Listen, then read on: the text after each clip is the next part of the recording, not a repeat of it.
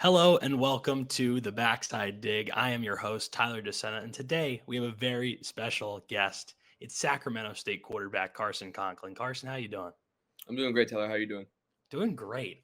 Really excited to talk to you. Obviously, got to talk to one of your NFL bound teammates in Jackson Slater. What was it like being with him this past year? What was that relationship like? And what do you kind of see for him as his future, kind of unfolds at the next level? Yeah, I'm very excited for Jackson, and it was a blessing in disguise to share the field with him when I could. He's a hard worker. He's very determined. He takes it very seriously, and he's very smart too. He's got a very good football IQ, and he's taught me a lot. Yeah, and he had pretty much the same things to say about you. And I got to talk to him. Obviously, spoke highly of you. And moving into that, your background with high school, I believe Sac State had you listed as 3 stars, right, coming out of high school. Yeah, And you transferred high school, if I'm not mistaken, correct? And I did. I yeah, did. what kind of went into that decision and kind of the fact that your senior year of high school, you're splitting reps, and then last year you're kind of splitting reps. There's been a lot of not necessarily turmoil, but a lot of different turns in your career. How has that kind of gone for you to this point? How do you feel it's kind of prepped you?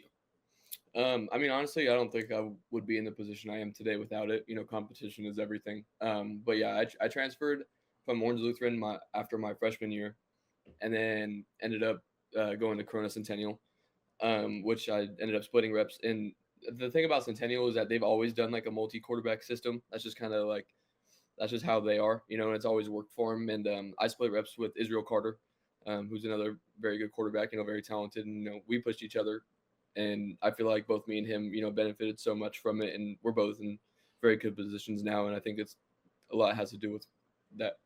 Of course. And with that, and doing a little bit of splitting last year, just like Mhm, not having all of the reps, how do you mhm. think that that's kind of prepped you when it comes to not being in a game environment or maybe game week environment? And when it comes to studying, looking at film, kind of not knowing when your turn could be. I mean, I know when you said with Centennial, a lot of it comes down to that's how they do it. They split reps. But Mhm. how do you feel that kind of history has prepared you when it comes to your off the field work?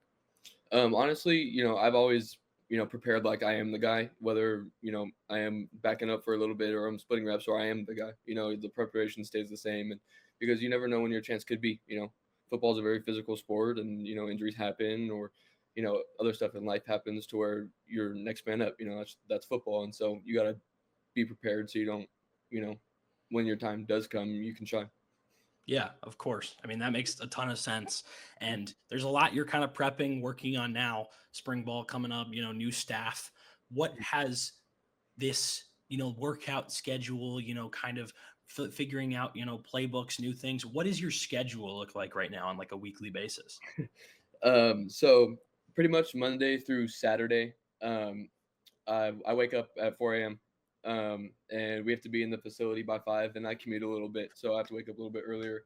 But wake up 4 a.m. and then we're in the facility working out, running for like probably until 8 o'clock. Then we have breakfast, and then there's obviously meetings and everything that goes on afterward, and doing all that and managing school as well. It's a lot, but it's nothing I'm not used to.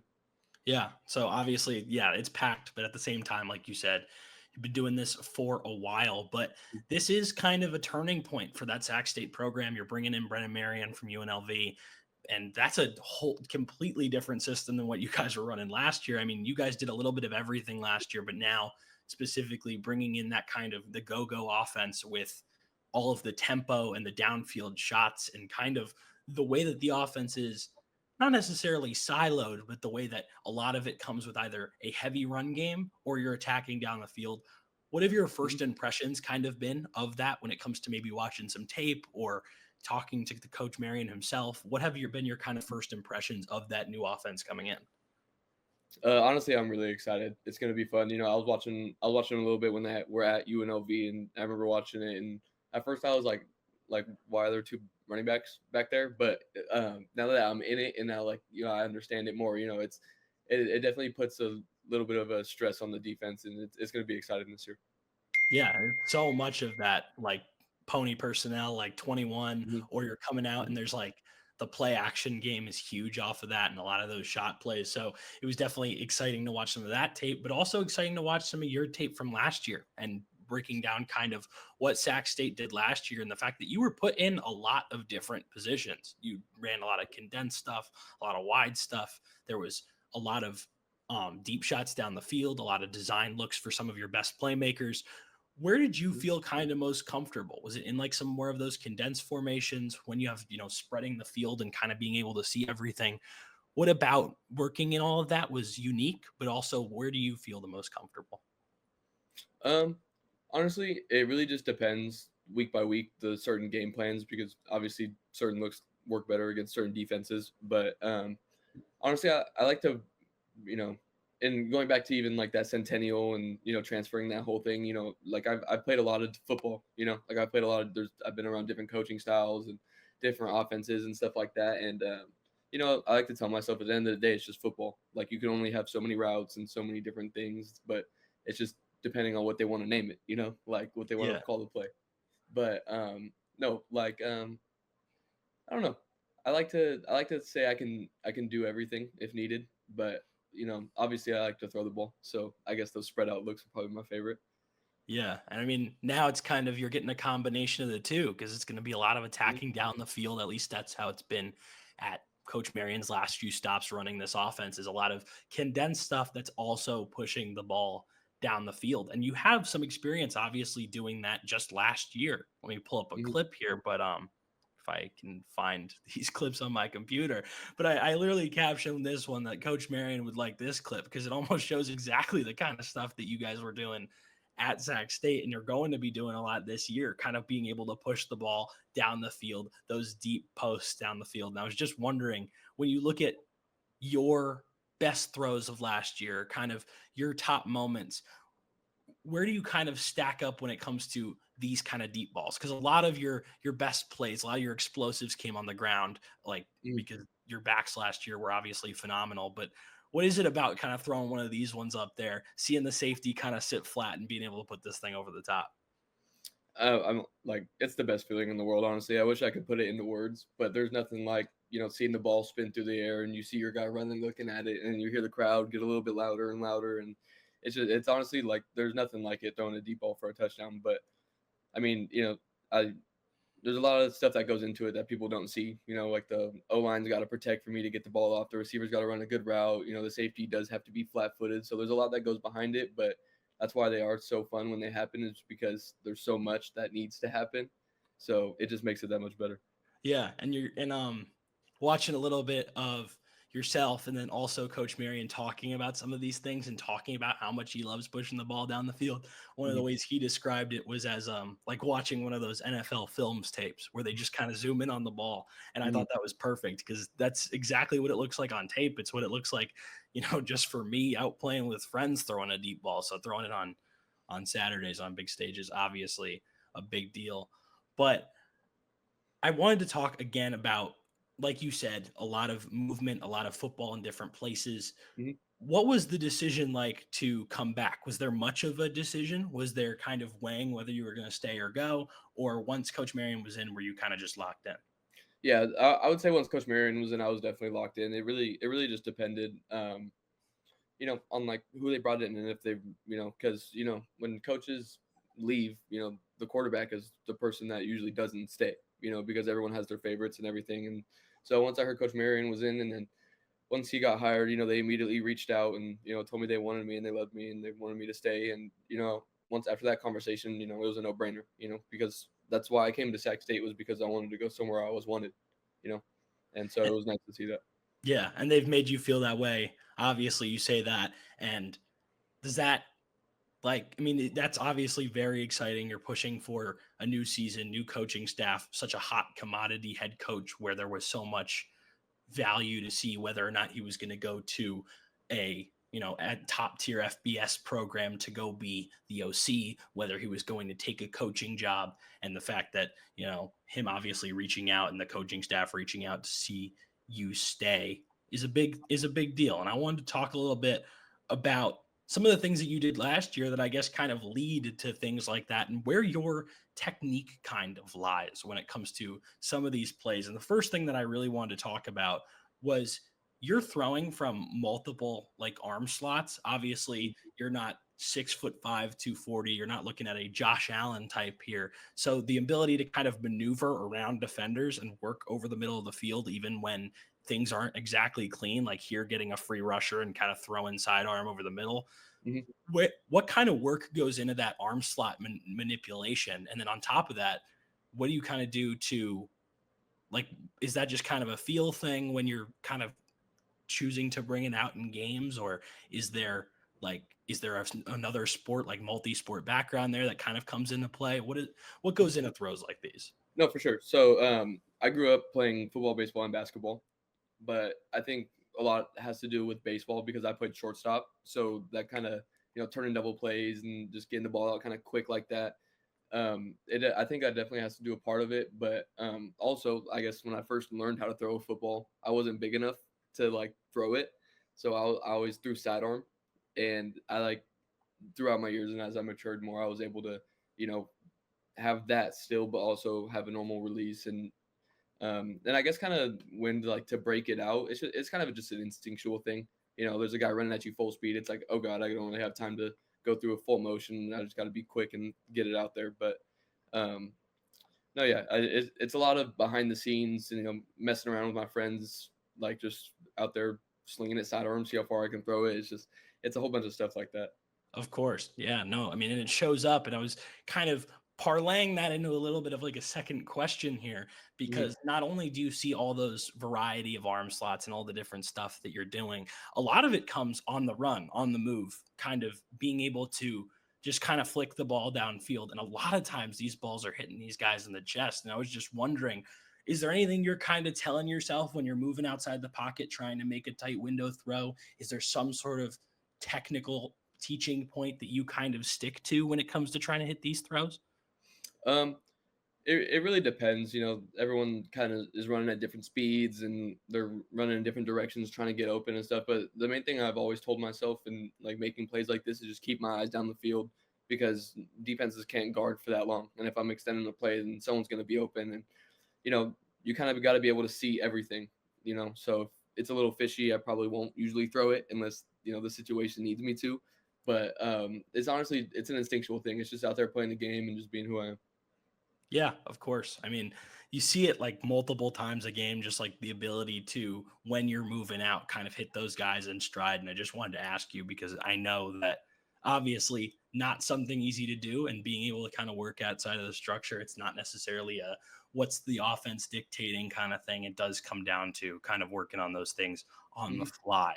I have another kind of question for you, and it's more just watching a play and figuring out like what's kind of going through your mind progression wise here, because this is honestly one of my favorite throws that I've seen you make, and it was this tight window throw.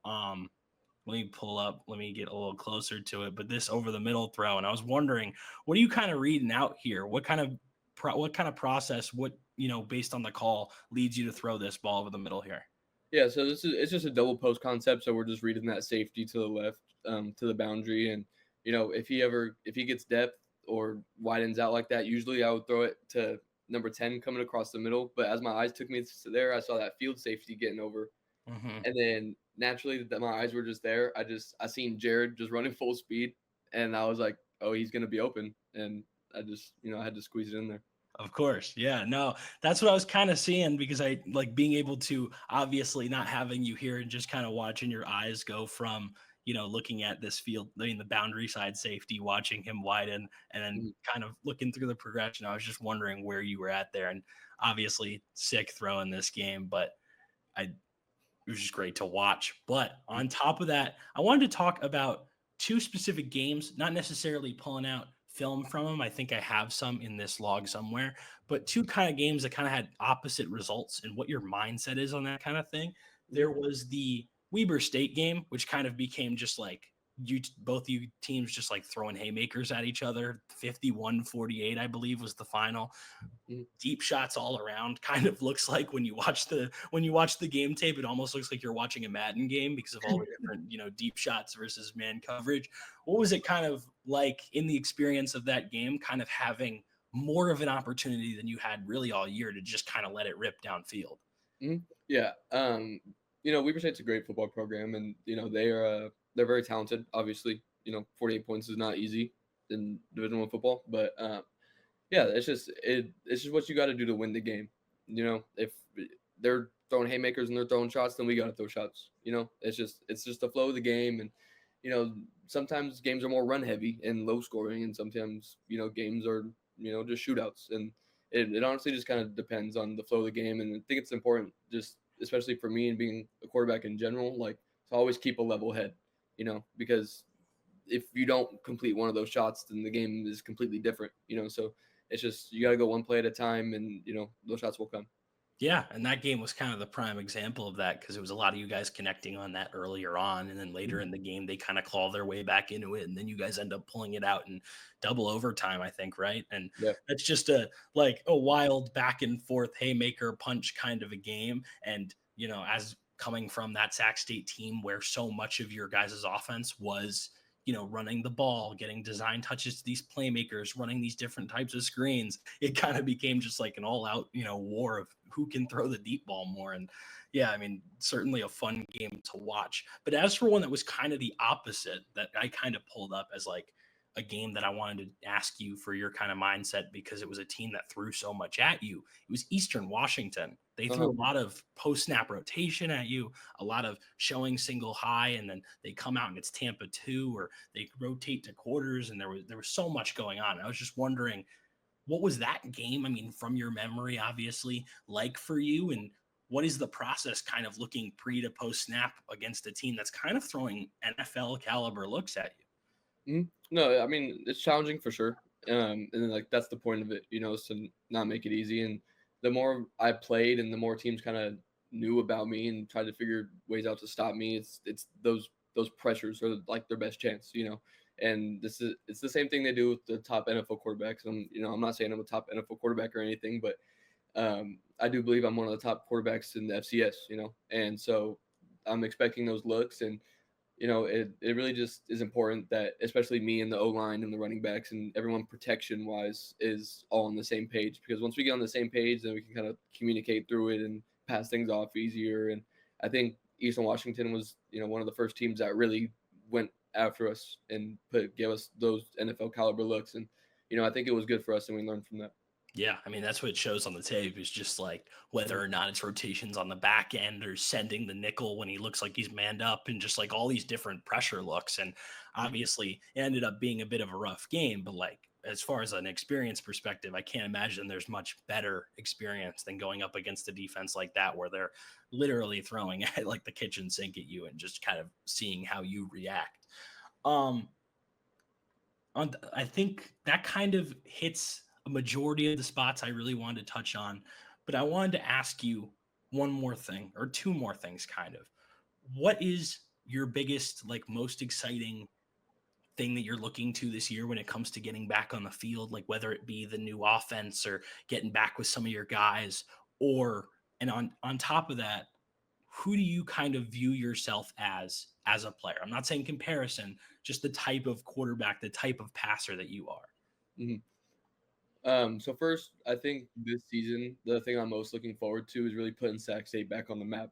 You know, before, I got here, and when I was in high school and stuff, and I was being recruited, Sac State was a top dog, and they were winning Big Sky championships, 3 in a row, and the last couple of years have kind of been on a downslope, and especially last year. I mean, obviously, it didn't turn out how we wanted it to, and I think this year um, it's really important for us to take advantage and have that chip on our shoulder, and be ready to prove people wrong. Yeah, of course. And then, like I said, the second part of that kind of where do you, if somebody's never watched a game, like, and maybe they're tuning in for the first time because they want to see the go in action or they want to see you in action, Mhm. how do you describe yourself as a quarterback? It can be a pro comp, it doesn't have to be. I'm just saying, what kind of player do you see yourself as when you're watching your own, tape? Um, I like to refer to myself as being very poised. I try not to. Even like in life off the field, I'm very level headed. I don't really ride the roller coaster of life. I don't try to get too up or too down. Just life goes on, and there's always the next day, just like there's always the next snap. you know. So I think being very poised, and the second one, the way I would describe myself is exciting. You know, um, I feel like I don't know, I'm exciting to watch. I just, you know, I get excited when I play, and you know, I enjoy making those plays, and you know, it makes me feel good. But I'm sure watching it, it also is pretty exciting. Oh, of course. Yeah, no, I mean, I think that's kind of the main reason that like that is what makes it, watching your tape or watching you guys play, like watching Sac State football, especially last year, even though it was a struggle season, was so explosive, exciting. And me Mhm. watching a lot of, Jackson's tape when he was coming on and just seeing like, hey, kid back there can sling it, and just, I really appreciate you coming on, appreciate being able to talk to you. And I really hope you have a great one. Yeah, thank you so much. Thanks for having me. It's been great.